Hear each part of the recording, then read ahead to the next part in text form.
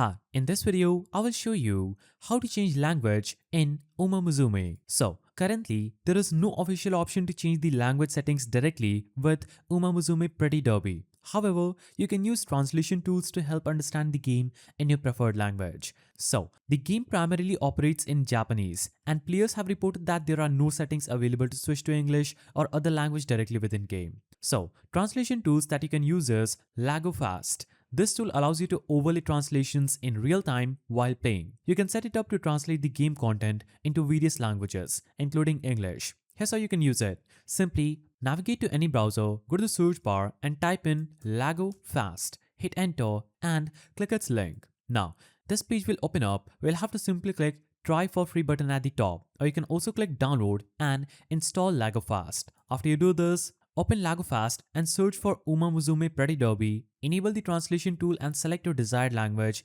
start the game, and the translated text will overlay in real time, helping you understand the game better without modifying the game files. If you found this guide helpful, please don't forget to give it a thumbs up, and thanks for watching.